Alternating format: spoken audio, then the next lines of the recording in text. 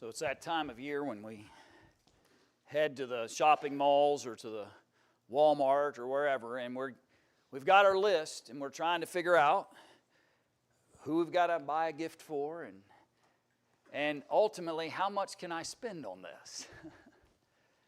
And the truth is, all of us have probably had a moment where we've walked into some place assuming that we were going to purchase something, and as soon as we got there and began to look at the price tags, we went, that's too expensive. If you ask Deborah, she would tell you that I'm pretty easy to get along with. I don't have a lot of needs. I don't ask for a lot. But when I do ask, it's always expensive. Because I like electronics, and I like cars, and I like stuff like that are way more expensive than what you can spend at Dollar Tree, right? And the truth is, all of us have found ourselves in some moment where we maybe even felt compelled or wanted something, but hopefully realized that the cost and the expense of that cost just didn't measure up. And it was too high a price to pay for what it is that I was seeking. And the truth of the matter is, I think we can walk through the Bible a little while this morning and find some examples of individuals who made choices and decisions, and yet at the end of it all, what they thought might have brought value to them, what they thought might have going to be benefit to them, they found pretty quickly that they paid way too high a price, because they had to sacrifice way too much in order to receive whatever it was that they were pursuing. And so this morning, if you would, let's walk through just a few Bible examples of what I'm talking about, and let's see if we can appreciate some lessons learned from each of these. And first, let me get a little background going, though, first. We need to recognize that sometimes God permits us to make choices, but it doesn't necessarily mean He approves of those choices. Sometimes people pay a large price. They pay way too high a price for the things that they want on this earth. They pay consequential spiritual costs that they should never have given up. And just because God allows you to make that decision doesn't necessarily mean that He approves of that decision. And number two, I think we need to appreciate that choices have consequences. If I pay too high a price for thing A, I may not have enough for thing B then that might be much more valuable and important. If I pay too high a price on one side of the thing, I've got to realize that those choices and decisions that I make, they have consequences. And we've got to be careful. And just an illustration, and this isn't an indictment of anyone, but I'm just trying to use a modern example. But you walk into the store and you recognize it's too expensive, and you pull out a piece of plastic, or nowadays you tap your watch, and you accumulate that without even thinking about the high price you're going to pay on the other side of that. When the bills come due and the interest rates start rolling in and all of the challenges of that. And I'm just trying to illustrate to us from a modern example that choices have consequences, right? We rack up debt, and then the bill comes and we've got to figure that out. Decisions have consequences, and ultimately some choices may only enrich my earthly existence for a temporary period of time, but they create greater challenges to my spiritual walk and to my soul, and that's what we want to talk about this morning. And let's start with a man like Jacob as our first example. In Genesis chapter 27, if you want to back your Bibles up into the first book of the Bible, into Genesis chapter 27, and let's learn a couple of examples here from Jacob and appreciate that what he wanted and what in some ways he ultimately received, but it cost him more than he ever would have imagined. In Genesis chapter 27, begin with me in verse 18. Just remind yourself of the history. He went to his father and said, "My father," and he said, "Here I am. Who are you, my son?" And Jacob said to his father, "I am Esau, your firstborn." Jacob decided that he wanted the birthright to such an extent that it was okay to lie. Jacob decided that the birthright had so much value that it was okay to deceive his own father in order to receive it. Jacob decided that the consequences of his choices and decisions were worth it because he so desired the birthright. Now that we might add, by the way, that his mom was well, she was help, but she was no help, right? She involves herself in this deceit. She involves herself in allowing for this behavior to occur, and she is culpable in this challenge as well. He continues to lie to his father. I have done just as you told me. Please arise, sit and eat of my game, that your soul may bless me. What Jacob receives by deceit ultimately will cost him dearly. Jump to verse 35, same chapter, chapter 27. But he said, your brother came with deceit. When Esau shows up, he finds out that your brother has come with deceit and has taken away your blessing. What was rightfully Esau's, and I suppose you might argue he made his own consequential choices and decisions and paid too high a price as well. We won't look at his example today.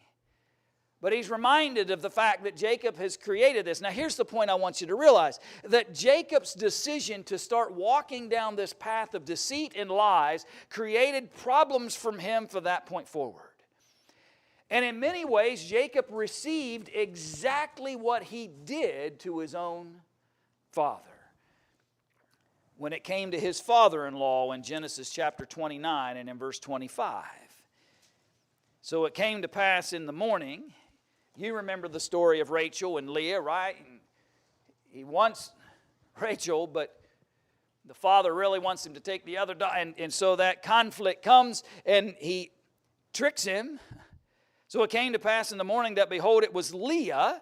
And he said to Laban, what is this you have done to me? Was it not for Rachel that I served you? Why then have you deceived me? Can you imagine? You think there was any point in time in Jacob's mind where he's saying those words and the bells and whistles should be going off in his mind of what he had done to his own father? And here he is upset, right? Now trust me, you've heard me say this before. Anytime I read from this text, I still don't understand this, right? I don't understand how a man can be tricked and conned in this way, but it happened. It happened. And he's beginning to receive what it was that he set in motion when he was willing to deceive his own father to receive the birthright. And now his father-in-law has used treachery and deceit as it relates to now will end up with 2 wives from Laban. You go to chapter 37. You fast forward in the history to what Jacob has set in motion. And now his own sons, his own children, are falling victim to the same kind of consequential path that he established so long ago. Reuben returned to the pit where they had tossed Joseph. And indeed, Joseph was not in the pit, and he tore his clothes, and he returned to his brothers and said, the lad is no more, and I, where shall I go? So they took Joseph's tunic, killed a kid of the goats, and dipped the tunic in the blood. Then they sent the tunic of many collars, and they brought it to their father and said, we have found this. Do you know whether it is your son's tunic or not? It's me, your son Esau. Eat of the meal that mom cooked, but you think Esau cooked, right? As he deceived his own father in order to receive the birthright and the granting of that birthright over. Now his own sons are using the same kinds of deceit. They've brought Joseph's coat of many colors and they've dipped it in blood and they're giving the impression that he's dead.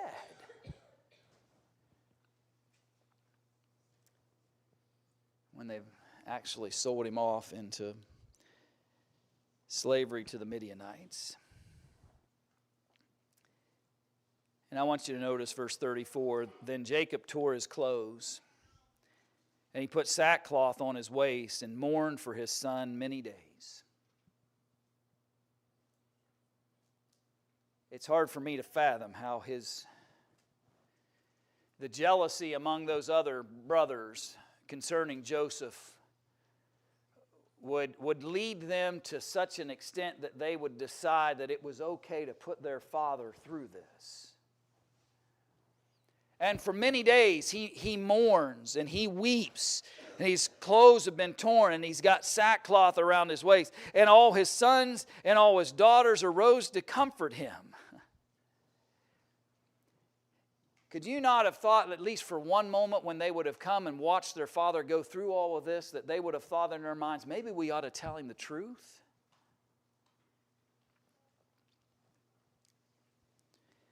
But he refused to be comforted. And he said, "For I shall go down into the grave to my son in mourning." Thus his father wept for him. And I want you to just notice with me, jump to chapter 47. What Jacob set in motion when he deceives his father, and then later he's deceived by his own father-in-law, and then later he's deceived by his own children, and all of the challenges and difficulties that came, I want you to see the assessment of all of this that he declares in chapter 47 and in verse 9. And Jacob said to Pharaoh, "The days of the years of my pilgrimage are 130 years. Few and evil have been the days of the years of my life, and they have not attained to the days of the years of the life of my fathers in the days of their pilgrimage." When he reflects on his long life in many ways, but he still calls it few and evil. Friends, he paid way too high a price for what he desired in life. He paid way too high a price when he comes to the end of his life and he looks back at it all, and all he can sum it up with is, it has been few and evil. And far less beneficial than the fathers before me had received. Why? Because his whole life was centered around lies and deception. Can I encourage you this morning, friends, that is the consequence of that kind of choice? When you build a life that is centered around deceit and lies and things that aren't true, they eventually have consequence.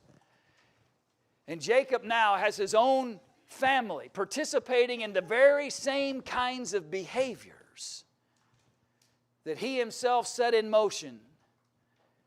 That day that he decided the birthright had been stolen away from Esau for a bowl of soup, but he's got to convince his father to grant it unto him, and so he cons him, and he spent the rest of his life challenged by an initial spark of lie and deceit. The price was too high, and the consequences too great for him to have ever stepped in that process. Well, let me share another example with you. I think about those men of Israel.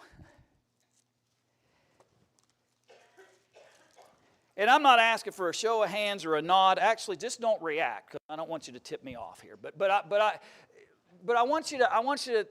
Have you ever seen what somebody else has and said to yourself, "I wish I had that"? Boy, I wish I had that guy's house. I wish I had that guy's car. I wish I had that guy's job, right? We sit back sometimes and we see what others have, and we convince ourselves that our lives would just be so much better if I had what others had. And that is exactly what happened to Israel. They looked around the nations, and everybody else had a king. And here we are being judged and ruled by this system of judges that God had established. And so they come in 1 Samuel chapter 8 and in verse 6. So let's back it up a little further. Look, verse 4. Then all the elders of Israel gathered together and came to Samuel at Ramah and said to him, "Look, you are old." By the way, stop. That's probably not very nice to start a conversation that way. But you get what they're trying to say. You're not going to be around for much longer. How are we going to be governed? You're kind of minding the store here, but someday you're not going to be around. How are we going to govern ourselves when you're gone? And to top it off, your sons aren't very good guys. That's paraphrased, but that's what they say. Your sons do not walk in your ways. Now make us a king to judge us like, no, notice it, here it is, like all the nations. But the thing displeased Samuel when they said, give us a king to judge us. So Samuel prayed to the Lord. And the Lord said to Samuel, heed the voice of the people in all that they say to you, for they have not rejected you, but they have rejected me, that I should not reign over them. According to all the works which they have done since the day that I brought them up out of Egypt, even to this day, with which they have forsaken me and served other gods, so are they doing to you also. He looks at Samuel, God speaks to Samuel and says, listen, they're doing what they have always done. From the day I led them out of captivity in Egypt, this has been their track record.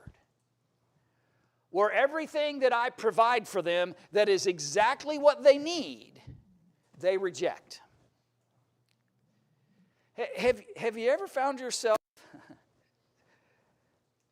having precisely what I need, but that's not the challenge. The challenge is that's what I want. Father takes his child into the store, and the child looks at the fancy new toy on the shelf. And the child says to the dad, I want that. The dad takes advantage of that moment, right? And he says, listen, something, we don't always get what we want. We get what we need. And right? The child quickly learns. Then he turns back to his father, points to the same toy and says, what? I need that. Right?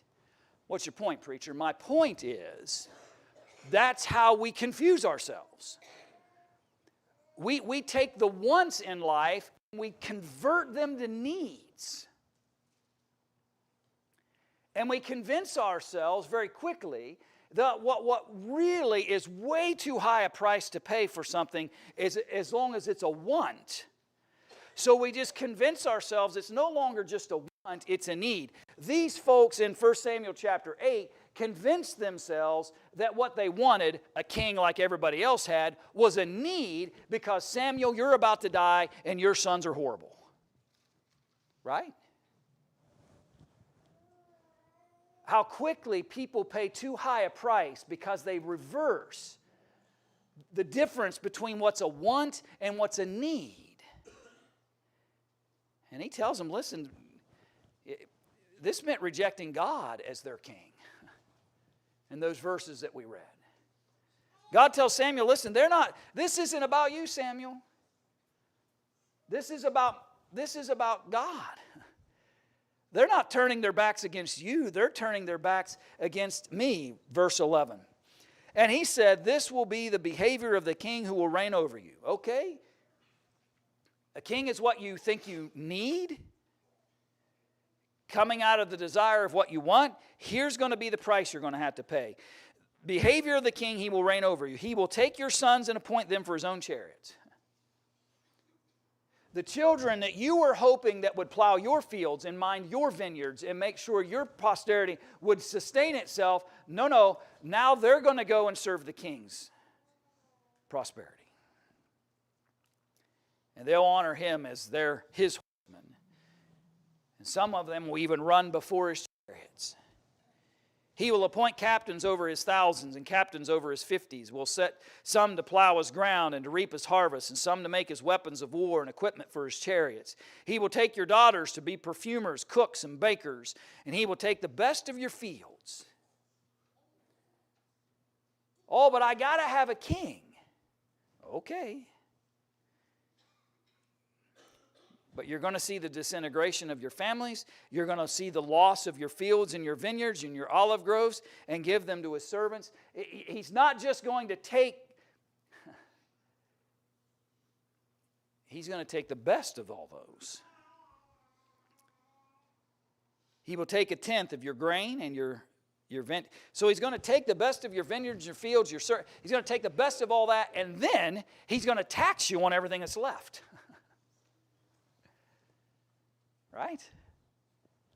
Oh, but we got to have him. Well, here's the result. He will take your male servants, your female servants, your finest young men, and your donkeys, and put them to his work. He will take 1/10 of your sheep, and you will be his servants.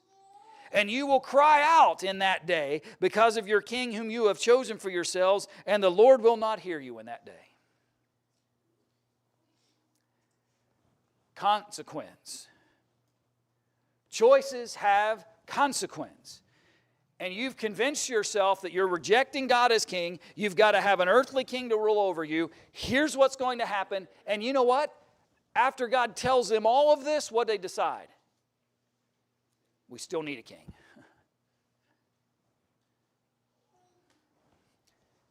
Way too high a price to pay. Hosea 13 verse 11 shows that they lived to regret it from one failure to another. One challenged king after another, one after another. Friends, I'm just trying to get us to understand that sometimes in life we convince ourselves that what we really want is elevated to what we think we need. And once we've elevated it to that need, then we convince ourselves that no matter what I have to do to receive that need is fine. And we pay too high a price. And the consequences are too great. And we create long-term, right? This lasted throughout their generations. And when you plead and beg about the consequences of it, God's not going to hear it. And they live to regret every moment of it. I think about a man like Lot. And what I want us to appreciate about Lot, we might think of Lot in some ways, maybe you don't, but maybe sometimes we think of Lot as just a man caught up in a bad situation. Here's a guy that just kind of gets caught up in a problematic circumstance, but I think that would be a mistake for us to think that Lot just happened to find himself in these problems. Lot had opportunity to make choices. In Genesis chapter 13, and verses 5 through 13, that's that history, right, of where Lot's herdsmen and Abraham's herdsmen, they're fussing and fighting because they're trying to graze on the same land. So Abraham comes, gives him a compromise. He says, listen, you decide. Whichever way you go, I'll go the opposite way. You pick. You pick. And the challenge is that Lot's decision was to head over towards the lands that were over near Sodom and Gomorrah. If you pick up your reading in verse 11, then Lot chose for himself all the plain of Jordan. And Lot journeyed east, and they separated from each other. Abram dwelt in the land of Canaan, and Lot dwelt in the cities of the plain. And notice this. And pitched his tent even as far as Sodom. But the men of Sodom were exceedingly wicked and sinful against the Lord. My argument, friends, is simply this. Lot would have known that, and he made a decision. He chose to place himself as a citizen of a place whose sins were so exceeding that God would eventually have to bring destruction in order to answer it. And what I want you to note is simply this. I want you to appreciate the problems that created. Not just for Lot. He paid too high a price for the decision to pitch his tent, not just in a fertile land that was going to work for but to decide to become a citizen, to reside as far as Sodom. When the consequences were going to come, Lot runs out to speak to his sons-in-laws, who had married his daughters, and said, "Get up, get out of this place, for the Lord will destroy this city." But to his sons-in-law he seemed to be joking. When he implores them to leave the place that he brought his family to. In verse 16, notice that while he lingered, the men took hold of his hand, his wife's hand, and the hands of his two daughters, the ones that were still under his keep, not the ones that had married off the sons-in-law. Note that. The ones that had married the sons-in-laws that they refer to, they're still there. But the two that were still at home, they grabbed Lot and his wife and those two and basically have to force them to leave. And then we know the story of Lot's wife in verse 26. By the way, friends, I don't know. You're right. We would have to be very speculative as to all the reasons she might have looked back. She's got family back there. As that fire and brimstone rains down, she has married daughters that are back there with her sons-in-laws.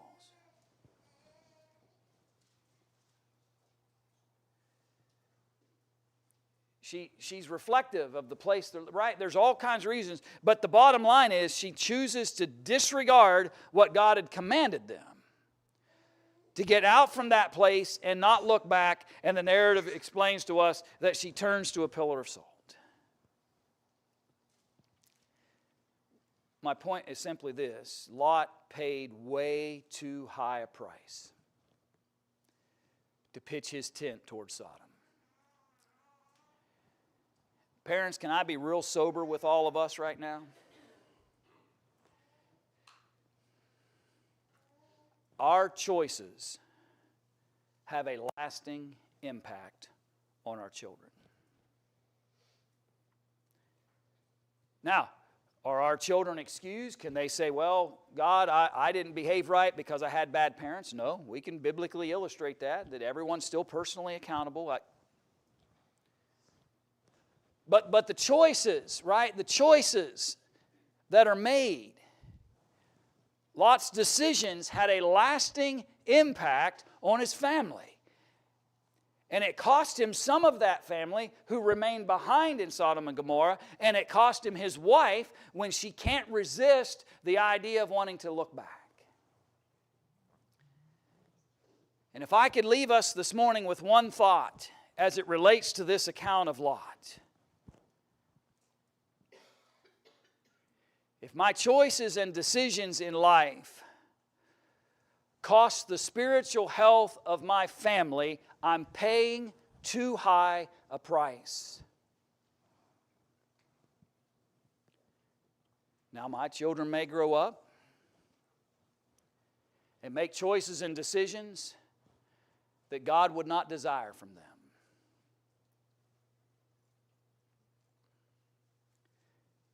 And they'll be accountable to that.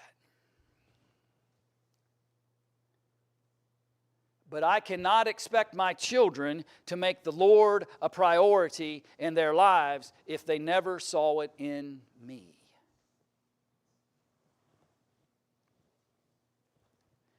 And I don't say that to heap coals. I don't say that. I say it to challenge us. To challenge us. And if I made Lot kinds of decisions in my life, then the best advice I could give and encouragement I could provide for you is to start today to be the kind of example they need to see, and be prayerful that they'll begin to see the changes in you that might lead changes in them. Right? You can't benefit them at all if you abandon your faith in the process as well. And while there might still be time, place, and opportunity, let's stop making the decision to pitch our tent towards Sodom and putting our children in every kind of harm's way that you can imagine, and then hope that nothing bad happens. Let's make our choices and decisions to put them in the right kind of relationship with the Father as best we can. I skipped our scripture reading. You could have looked at Laodicea and saw how that church made the same kinds of mistakes. And the reading that Randy started us with just a little while ago talked about how they had focused on their wealth and all the things that they had gained and convinced themselves that they were perfectly fine. All I'm asking, friends, this morning is for us to be very sober and vigilant about how it is that we make choices and decisions in life. And ask yourself the question, before the consequences come, before the years draw nigh, am I about to pay too high a price for what I believe I need in this world that might actually cause me to sacrifice some spiritual health for not only myself, but maybe those around me as well? Choose wisely. Some things are just simply too expensive. And we need to be careful not to buy into those philosophies. How can we help you today?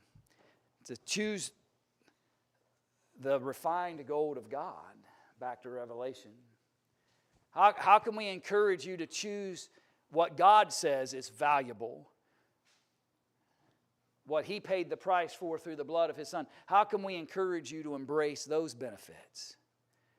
And if we could help you this morning to be obedient to the will of God, to find remission of sins in baptism, to be willing to change and turn our thoughts and behaviors from sin, to repent of those things, to confess Jesus as our Lord, or maybe restore our relationship back to Him. Can we encourage you, help you, pray for you today to honor your Father? How can we help you? Won't you come while we stand and while we sing? There's a fountain free, 'tis free.